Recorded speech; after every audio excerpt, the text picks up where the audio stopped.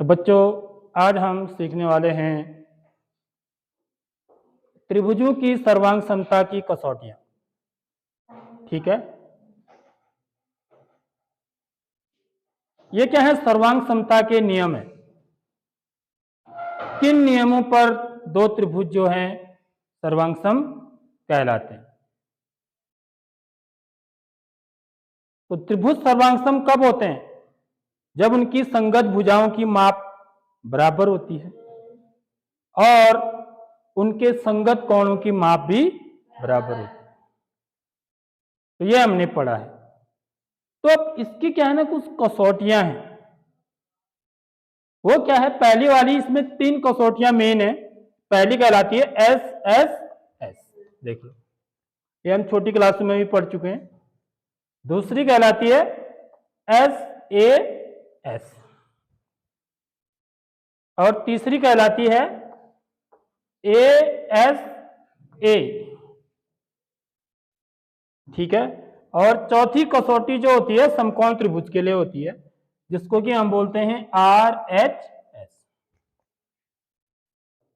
तो यहां पर एस से क्या मतलब होता है बच्चों? एस से मतलब, एस को अंग्रेजी में बोलते हैं साइड। ठीक है, तो साइड का जो पहला लेटर है वो क्या है? एस है। तो इसके एस का मतलब होता है भुजा, याद रखें। जहां पर भी एस लिखा होगा तो उसका मतलब होगा भुजा। ठीक है, और जहां पर भी ए लिखा होगा, ए को बोलते हैं एंगल। एंगल माने कोण। तो जहां भी एस लिखा होगा वहां पर भुजा समझना है, जहां पर ए लिखा है वहां पर कोण समझना है। और ये वाला जो है आर एच एस, आर से मतलब होता है right triangle. Right triangle, right triangle माने समकोण त्रिभुज। तो ये समकोण त्रिभुज के लिए होता है। ये जो कसौटी है वो समकोण त्रिभुज के लिए। ठीक है, तो आर का मतलब है राइट ट्रायंगल, तो इसलिए इसको आर पहला लेटर ले लेते हैं। यहां पर ए पहला लेटर ले लेते हैं। एच का मतलब होता है हाइपोटेन्यूज।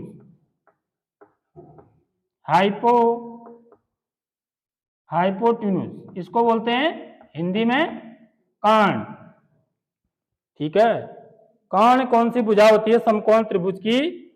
ये सबसे बड़ी वाली, ये, इसको कर्ण बोलते हैं।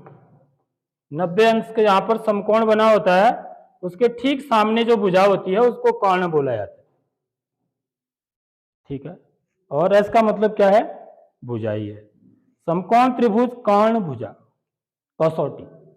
तो ये 4 कसौटियां हैं जिससे हम दो त्रिभुजों को सर्वांगसम सिद्ध कर सकते हैं। ठीक है, पहली कसौटी क्या है? S S S. समझ लो इसका क्या मतलब है। यहां पर हम इसको बोलते हैं भुजा भुजा भुजा, सर्वांग समता कसौटी या सर्वांग समता नियम, नियम भी कह सकते हैं आप। ठीक है, ये नियम क्या कहता है? ये कहता है कि यदि एक त्रिभुज की 3 भुजाएं, एक त्रिभुज की 3 भुजाएं, क्योंकि त्रिभुज की 3 ही भुजाएं होंगी ना, किसी एक त्रिभुज की 3 भुजाएं दूसरे त्रिभुज के 3 संगत भुजाओं के बराबर हो, ठीक है, तो दोनों त्रिभुज क्या होते हैं? सर्वांगसम होते हैं। यदि एक त्रिभुज की 3 भुजाओं की माप, ठीक है, 3 भुजाएं का मतलब 3 भुजाओं की माप, देखो ये माप का मतलब है 7 सेंटीमीटर, तो ये भी 7 सेंटीमीटर है। देखिए एक्चुअली में भुजाओं की माप बराबर है। ठीक है, यदि एक त्रिभुज की 3 भुजाएं दूसरे त्रिभुज के 3 भुजाओं के अलग अलग बराबर हों तो दोनों त्रिभुज सर्वांगसम होते हैं, ऐसा भी बोल सकते हैं। ऐसा ही बोलते हैं कि एक त्रिभुज की 3 भुजाएं दूसरे त्रिभुज की 3 संगत भुजाओं के बराबर हो तो दोनों त्रिभुज सर्वांगसम होते हैं।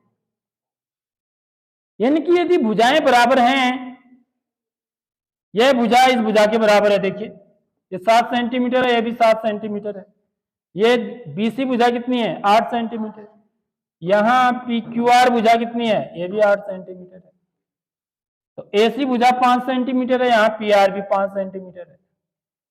यानी कि त्रिभुज एबीसी की 3 भुजाएं त्रिभुज पी क्यू आर के 3 संगत भुजाओं के अलग अलग बराबर हैं। तो इसका मतलब ये दोनों त्रिभुज क्या है? सर्वांगसम हैं। अब क्या होगा फिर? यदि ये दोनों त्रिभुज सर्वांगसम होंगे तो इनके कोण भी ऑटोमेटिक बराबर हो जाएंगे। ये कल बात बताई थी मैंने, समझ में आ रही बात? क्योंकि सर्वांगसम त्रिभुजों की खाली भुजाएं बराबर नहीं होती हैं, ठीक है? सर्वांगसम त्रिभुजों के कोण भी बराबर होते हैं, संगत कोण, ठीक है? तो कोण ए किसके बराबर होगा? कोण पी के बराबर। कोण बी किसके बराबर हो जाएगा? क्यू के बराबर। कोण सी किसके बराबर हो जाएगा? कोण आर के बराबर हो जाएगा। मेरी बात आ गई समझ में?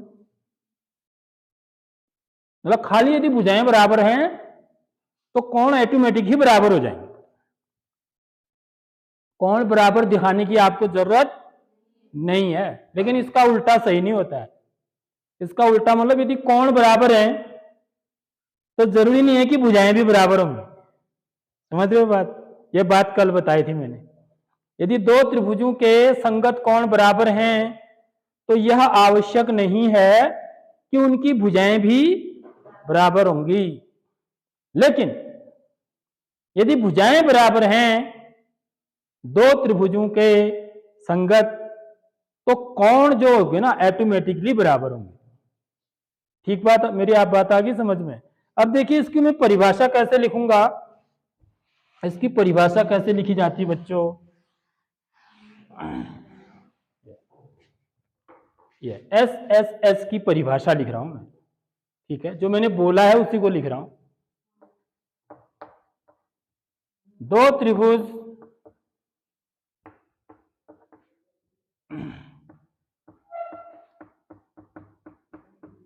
सर्वांगसम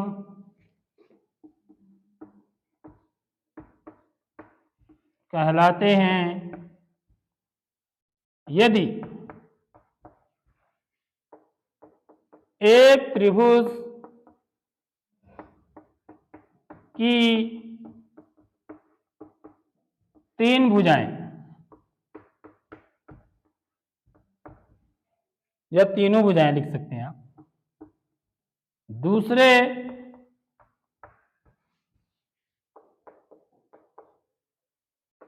त्रिभुज के तीनों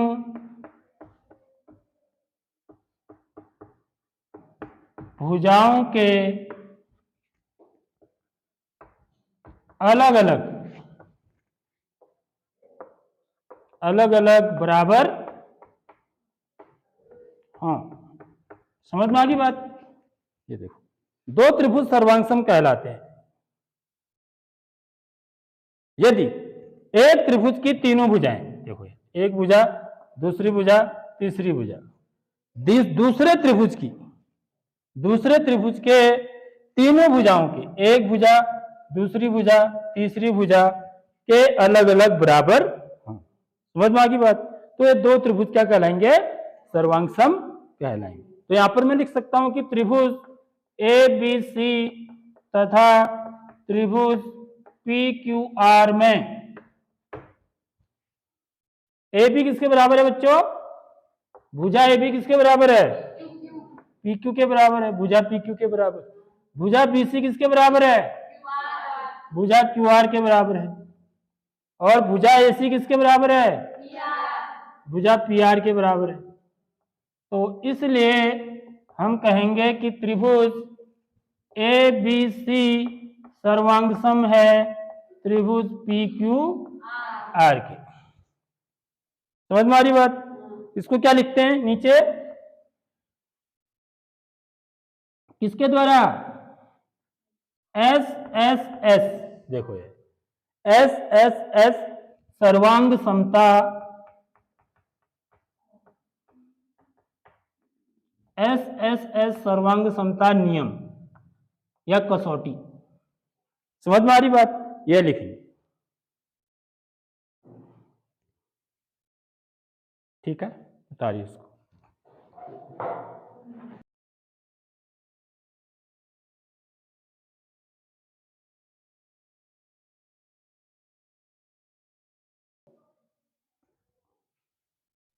तो बच्चे हमने देखा कि त्रिभुज एबीसी और त्रिभुज पीक्यूआर में हमने हमारी भुजा ए बी 7 सेंटीमीटर थी, तो भुजा पीक्यू भी 7 सेंटीमीटर, इसलिए ए बी बराबर पी क्यू।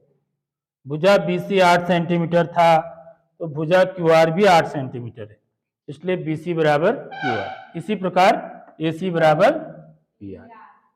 तो तीनों भुजाएं बराबर हैं, तो कोणों को बराबर दिखाने की जरूरत नहीं है, कोण ऑटोमेटिकली बराबर हो जाते हैं, यही नियम है। यदि ये तीन भुजाएं इस त्रिभुज के तीन भुजाओं के अलग अलग बराबर हैं, तो त्रिभुज सर्वांगसम है।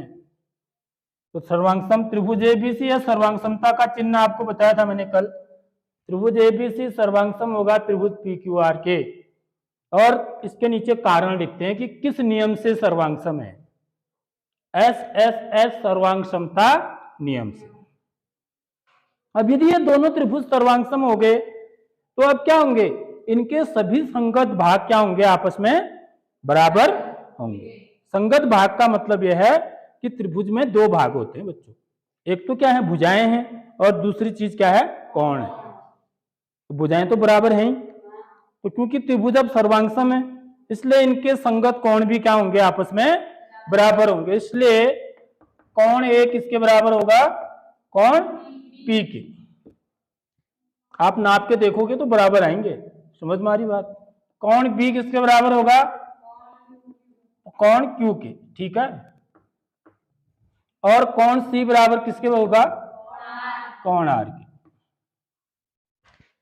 समझ में आ गई बात? और इसको हम क्या बोलते हैं बच्चों, इसके पीछे जो लिखा जाता है वो लिखा जाता है CPCT। CPCT, समझ में आ रही बात? CPCT का क्या मतलब हुआ, इसका मतलब होता है CPCT, ये भी लिख लेंगे आप, corresponding CO corresponding parts of congruent triangle। corresponding CO corresponding parts of congruent triangles। समझ में आ रही बात? CPCT लिखा जाता है हमेशा, और CPCT का फुल फॉर्म क्या होता है वो मैंने आपको बता दिया, corresponding parts of congruent triangles। इसको हिंदी में क्या बोलते हैं, हिंदी में बोलते हैं, यदि आप हिंदी में बोलना चाहेंगे तो हम बोलते हैं सर्वांगसम त्रिभुजों के, सर्वांगसम त्रिभुजों के संगत भाग। ये क्या है, सर्वांगसम त्रिभुजों के संगत भाग है ना, समझ में? करॉस्पॉन्डिंग माने संगत, करॉस्पॉन्डिंग का मतलब होता है संगत, पार्ट्स माने भाग, ऑफ माने के, कंग्रुएंट ट्रायंगल माने सर्वांगसम त्रिभुजों। समझ में आ रही बात? करॉस्पॉन्डिंग पार्ट्स ऑफ कंग्रुएंट ट्रायंगल, सर्वांगसम त्रिभुजों के संगत भाग, CPCT।